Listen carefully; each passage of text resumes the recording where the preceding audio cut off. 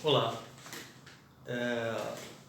esse vídeo é uma postagem sobre educação financeira, aí de alguma maneira dando sequência àquele primeiro vídeo introdutório, e agora falando especificamente, de forma breve, bem simples e de forma dialogada, sem aquele tecnicismo muito característico do âmbito, né, desse assunto, que é falando um pouco de economia, um ou outro princípio econômico, aí que interessa a educação financeira, e também falar sobre finanças, né, que é um outro lado da moeda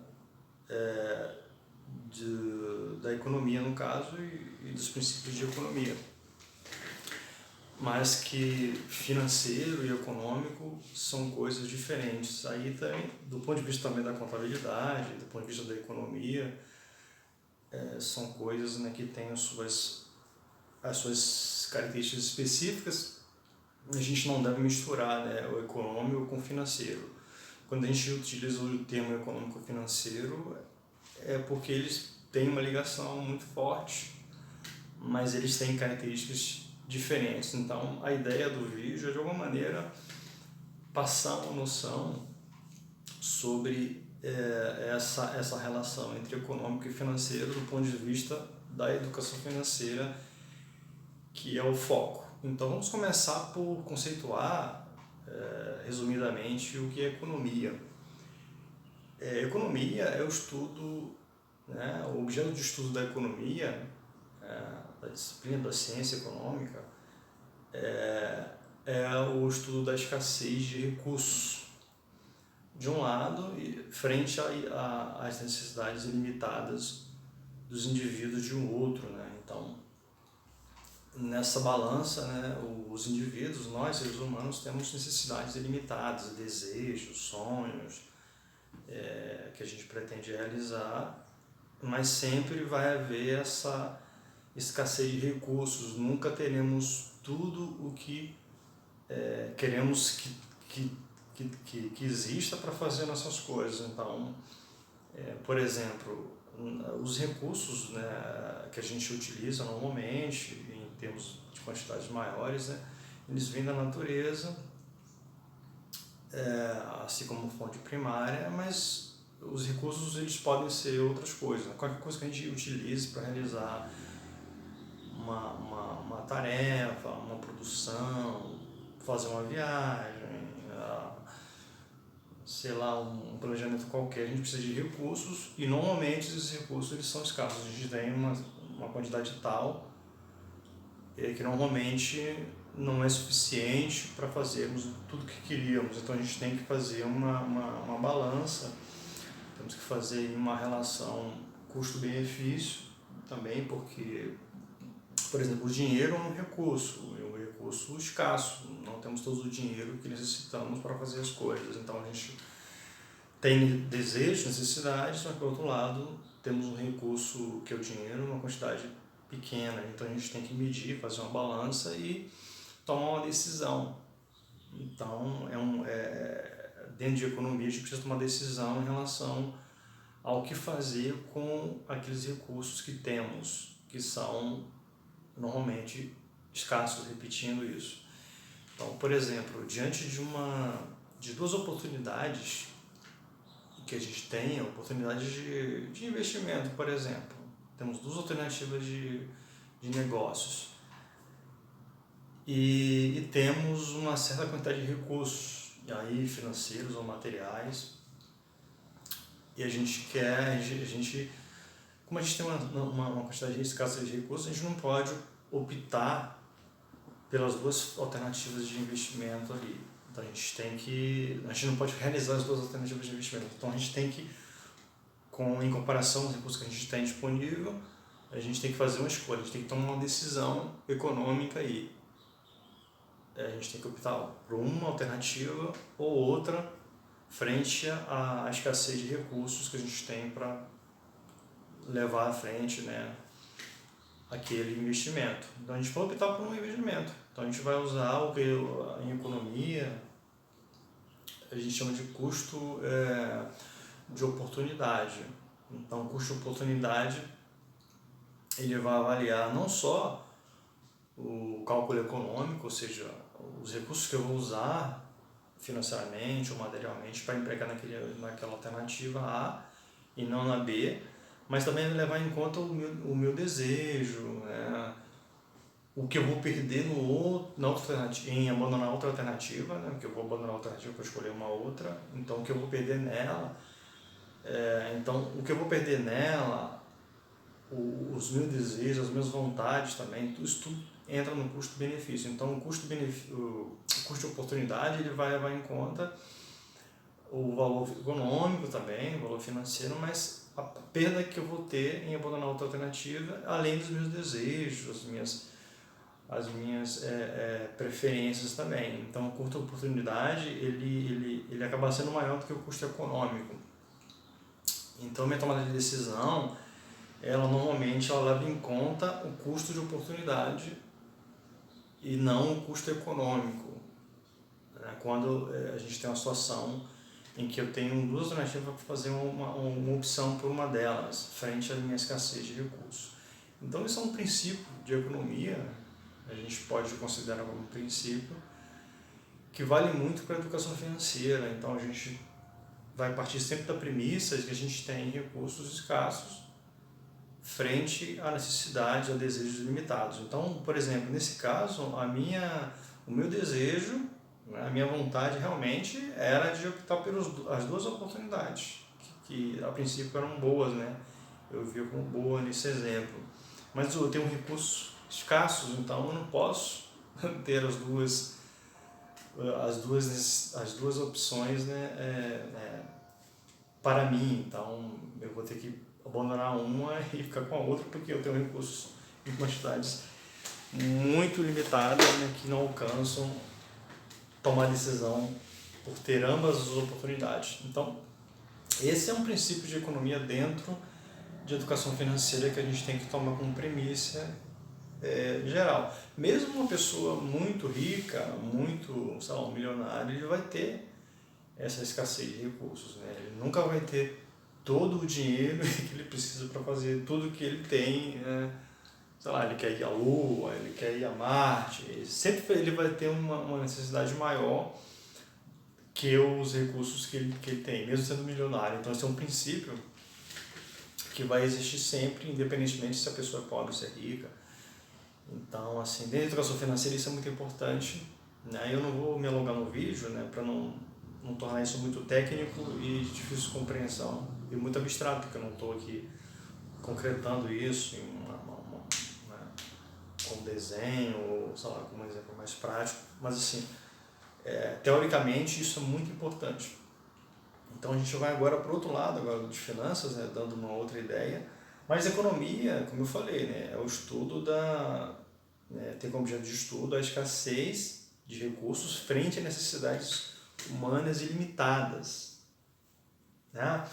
Então isso um ponto importante. E daí tudo parte daí, né? O entendimento econômico parte daí, aí isso, a economia usa modelos, teorias, né, para tentar fazer com que a sociedade ela funcione de maneira eficaz, fazendo mais com menos, né? Que outro princípio de economia, fazer mais com menos, ou seja, com pouco de recursos que eu tenho, eu preciso fazer mais, né? Então, isso seria economia de fato, né? Então, eu tenho pouca grana aqui, eu consigo com pouca grana comprar bastante coisas, então, sei lá, eu consigo comprar muitas coisas, né, com, sei lá, R$1, com R$10. E não o contrário, né? Quando eu inverto isso, quando eu tenho um pouco dinheiro, né, e compro pouca coisa, então eu não estou fazendo mais com menos. Então, fazer mais com menos é isso. Eu conseguir comprar mais com poucos recursos que eu tenho, mas eu vou estar economizando, né? Vou estar fazendo economia. Então, é um princípio interessante e que pode ser aplicado na educação financeira em todas as situações possíveis de aplicação. Então, agora indo para a questão de finanças, né? A gente vê aí que a economia ela vai se preocupar muito com isso, né? Com essa teoria e com esses princípios, ela vai aí construindo modelos, né, teóricos e tudo mais, né? vai havendo aplicação, tem estatística aplicada, tem matemática aplicada em economia, que vai dar respostas, né, a essas indagações, né, a como fazer mais com menos, a como enfrentar uma situação de escassez de recursos frente à necessidade limitada. O cara quer fazer uma ponte que liga um oceano a outro, por exemplo, mas tem recursos limitados, né? Então ele precisa, né, de alguma maneira balancear isso. Ela vai se preocupar sempre com isso, economia. Finanças já vai ser uma questão mais de movimento do dinheiro, como eu havia falado antes. Então, a questão da liquidez, ela está muito presente em finanças. Então, aí, por exemplo, a questão do prazo para pagamento, a entrada de recursos, saída de recursos, não? Entrada de dinheiro, saída de dinheiro, receita, despesa, isso tudo vai estar relacionado mais firmemente com finanças, o movimento disso.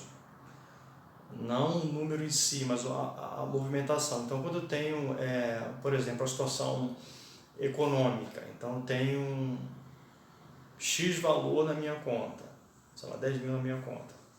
Ótimo. Eu tenho de despesa, sei lá, 9 mil reais. Mas aí eu tenho um prazo a pagar, eu vou pagar isso daqui a 2 meses. Então, mas eu tenho 10 mil de receita e tenho 9 mil de despesa para pagar, mas vou pagar daqui a 2 meses. Então, eu posso pegar esses 10 mil e fazê-lo se transformar em 11, em 12 mil, fazendo um investimento, por exemplo, e não pegando esse dinheiro, movimentando ele.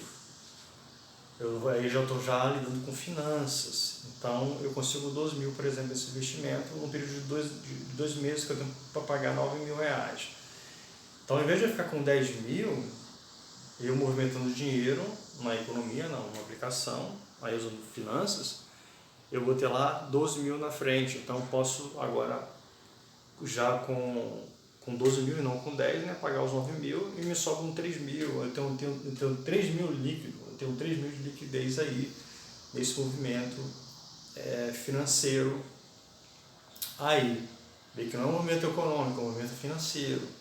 Estou dando com prazos, né? Estou aplicando dinheiro, estou movimentando o dinheiro. A economia é mais estática, ela está ali 10 mil, né, de receita, 9 mil de despesa. Só que eu movimentei esse dinheiro no âmbito de finanças e eu obtive 12 mil naquele investimento. Eu tinha um prazo de 2 meses para pagar 9 mil reais. Olha a diferença que eu tinha. Eu tinha 1.000 reais de liquidez se eu fosse pagar imediatamente, antecipar, né, o prazo de 2 meses de pagamento. Eu não fiz isso, apliquei meu dinheiro em 2 meses, obtive agora, né, 12 menos 9, 3 mil líquidos, né? Então eu passei a ter 2 mil reais a mais, usando aí esse princípio de fazer mais com menos, né, e de escassez de recursos, frente a necessidades ilimitadas. Eu consegui com finanças movimentar a economia, digamos assim. Então, finanças aí é um movimento da economia no sentido literal. Então, quando a economia está em movimento, né, a finanças ela está aí, né? Esse termo finanças ele aparece com muita frequência. É importante fazer um parênteses aqui para diferenciar, né, de modo breve, educação financeira de administração financeira realizada profissionalmente pelo administrador financeiro no âmbito das empresas. São coisas diferentes, não estou a falar da mesma coisa. A administração profissional, a administração financeira profissional feita pelo gestor de finanças lá na empresa, está no âmbito da educação de finanças corporativas. Então é diferente disso. Estou falando de educação financeira, que é algo geral, voltado para a educação do indivíduo como um ser que vive em sociedade.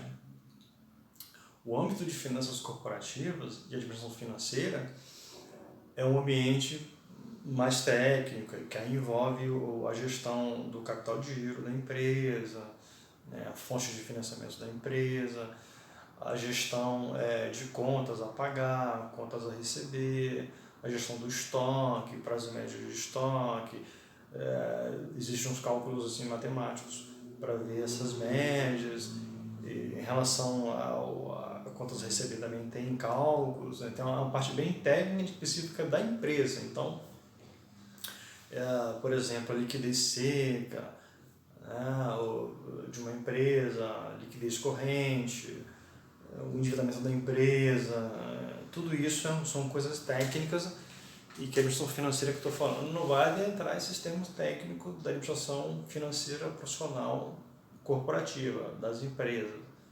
Não é disso que a gente está falando. A gente está falando do ponto de vista da educação financeira do indivíduo, que aí tem princípios, né? Tem toda essa questão que a gente está tentando, de maneira breve e simplificando, que é para o indivíduo em sociedade lidar com o dinheiro.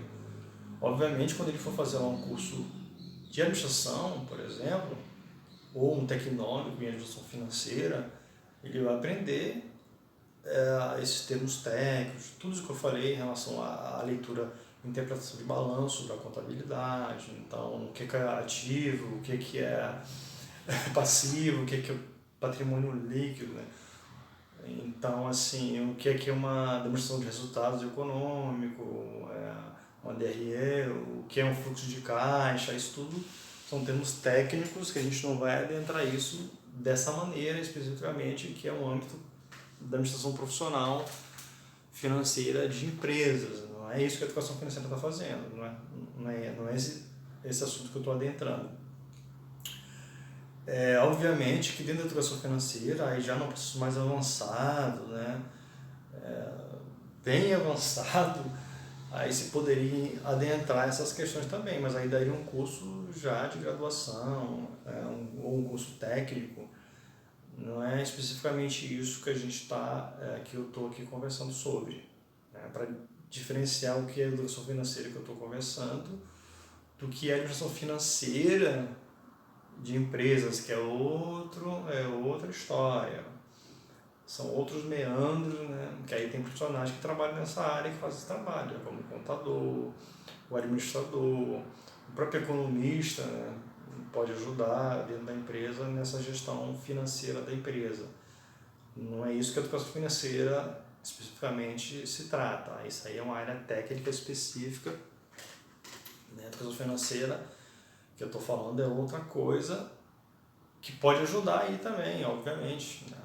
Mas é uma educação que começa muito cedo lá na infância, vai pela adolescência, chega à fase adulta, e o indivíduo ele pode ter essa educação financeira que é para viver a vida em sociedade, né? Para tomar decisões econômicas e financeiras também, mas é em nome da sociedade. Aí já envolve, por exemplo, uma questão de eu vou comprar uma casa, eu vou fazer aquele investimento tal, eu quero viajar ao mundo, por exemplo, né? Eu quero passar por todos os continentes com necessidades tais quais, né?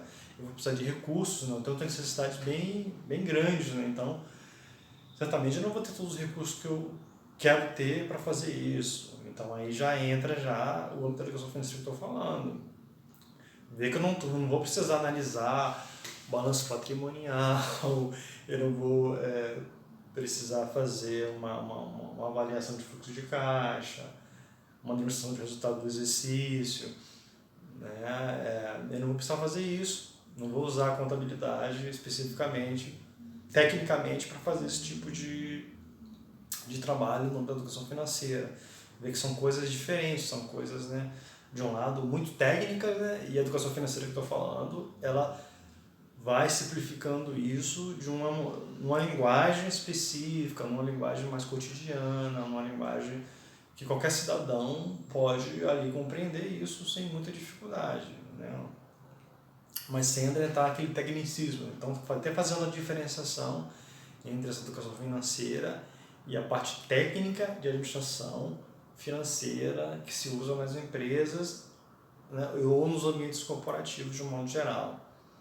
Que aí eles dependem muito de técnicos, né, de profissionais técnicos, como o administrador, o bacharel de administração, o economista, o contador, né, a pessoa formada em ciências contábeis, alguém do direito, né, então alguém formado em ciências jurídicas, que vai envolver esse ambiente também de legislação, essa parte de administração financeira corporativa, que não é isso que eu estou falando de educação financeira do ponto de vista de finanças pessoais, que envolve também um pouco de finanças corporativas, né, e finanças públicas, mas sem esse linguajar próprio técnico dos profissionais da área.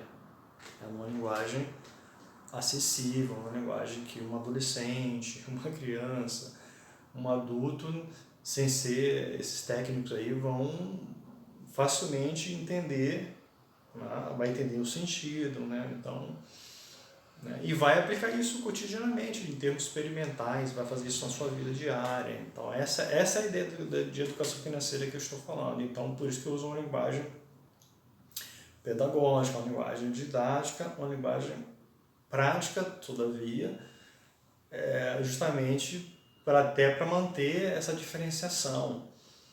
Porque se a gente for entrar, por exemplo, em conceitos de, né, o que é um patrimônio, né, um patrimônio, porque tem um patrimônio né, da empresa, né, então, que se vê no balanço patrimonial, é bem técnico. Então, eu teria que falar sobre o que é ativo, né, o que é passivo, o patrimônio ali, né, o que é patrimônio líquido, e depois detalhando um ativo, né, um ativo, como é que se faz? Um ativo imobilizado, o que é um ativo imobilizado, né? Então, o que é uma disponibilidade de caixa? Do outro lado, um passivo exigível a longo prazo, a curto prazo, dentro do patrimônio líquido, mesa reserva, né, o capital inicial da empresa, vê que é um ambiente bem técnico. E eu não vou falar disso em educação financeira nesses termos técnicos, porque é de uma linguagem profissional bem técnica e que a educação financeira não vai trabalhar assim. Eu posso falar de balanço, eu posso falar de patrimônio, né, meu balanço patrimonial pessoal. No livro que eu disse que eu estou escrevendo, vai ter um exemplo lá de balanço patrimonial pessoal, né? Um balanço pessoal do patrimônio que a pessoa tem. Isso é muito simples, né? Não vai numa linguagem técnica da contabilidade. O patrimônio, o balanço patrimonial pessoal é bem simples, é uma coisa simples, né? Tem ativo, tem passivo, tem patrimônio líquido, mas numa linguagem bem simples, que num livro, por exemplo, vai ter um exemplo lá, um modelo, que qualquer pessoa pode fazer em casa, listar lá o que são os ativos, né? Os passivos, né, que normalmente são dívidas, e o que sobra, né, desse balanço, né, então ativo menos passivo, o que sobra é patrimônio líquido, é o saldo, é o que é realmente o patrimônio real, líquido que a pessoa tem. Então a riqueza da pessoa vai estar no patrimônio líquido, dentro dessa perspectiva da educação financeira. Bem simples, né? Tudo que ela tem de patrimônio, seja um imóvel, seja conta no banco, se ela subtrai as dívidas que ela tem, financiamento, algo a pagar a curto prazo, longo prazo, o que sobrar é a riqueza líquida dela, realmente o patrimônio que ela tem, de fato, né? Mas isso é uma coisa também técnica, mas no âmbito da educação financeira é bem simples, comparado, né, com o exemplo que eu dei da contabilidade lá no balanço patrimonial da empresa. Então, gente, sem alongar muito o vídeo, eu vou parar aqui porque está ficando longo, né, que é um assunto realmente bem interessante, e trazer isso para uma linguagem cotidiana é a minha ideia, né, é o meu esforço, digamos assim. Não é fácil fazer essa tradução, digamos assim, para uma linguagem mais simples, né, e para quem está assistindo pode parecer até um pouco simplista, mas não é um trabalho bastante complexo, né, não é fácil sair de uma linguagem técnica, né, para uma linguagem mais cotidiana, tá? Que eu acho que deveria ser o trabalho dos docentes e de quem usa a oralidade para falar sobre assuntos técnicos. Então, permitir que o cidadão, aí, a partir dessa linguagem, construa o seu conhecimento sem um tecnicismo. Claro, se ele quiser aprender tecnicismo, ele vai fazer um curso desse, sei lá, administração, né, de empresa, né, ciências contábeis, ciências econômicas, economia. Então ele vai, se ele sentir, nossa, isso é minha vocação, que eu quero estudar, eu quero aprofundar isso, ele vai se matricular num curso desse, pode ser um curso técnico, um curso de graduação. Ele vai aprofundar-se tecnicamente nesses assuntos Mas assim, a ideia da educação financeira é um preparo para viver em sociedade.